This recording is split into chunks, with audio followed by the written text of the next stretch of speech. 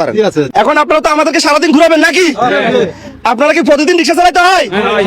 চাচা, প্রতিদিন কেন রিক্সা চালাতে হয়? এই সংসারের খাদ্য টাইদ্য লাগে কুড়াইলে খাওয়া চালাইতে হয়। চাচা, প্রতিদিন রিক্সা চালানো লাগে? প্রতিদিন রিক্সা চালাই লাগে একদিন দুই দিন বন্ধ দিলে কি হয়? তো পরে সংসারে প্রতিদিন রিক্সা চালাতে হয়? জি চালানি লাগে। তো এই এক দুদিন রেস্ট নিলে কি হয়?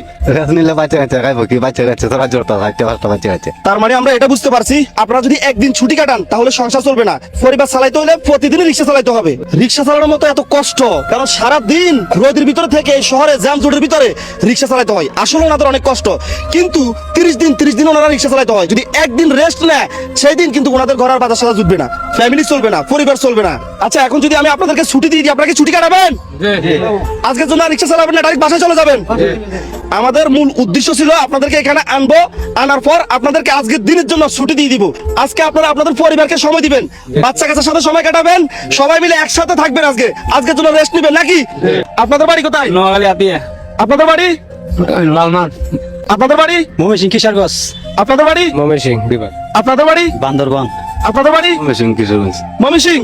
তাহলে এখানে ময়মনসিংহের আছে, বান্দরবানের আছে, নোয়াখালী হাতিয়ার ভাই বোন আছে, সবাই ওনাদের জন্য একটা হাতে তালি দিই গণহারে। আপনারা খুশি তো? আচ্ছা, খুশি হলে তাহলে যার রিক্সা নিয়ে তেতে বাসায় চলে যান ইনশাল্লাহ। হ্যাঁ, অবশ্যই একটা শেয়ার করবেন, মনে রাখবেন আপনার একটা শেয়ারে পরবর্তী আমি এরকম রিক্সা চালক ভাইদেরকে নিয়ে, চাচাদেরকে নিয়ে আরো একটা কন্টেন্ট তৈরি করতে পারবো। সবাই ভালো থাকবেন।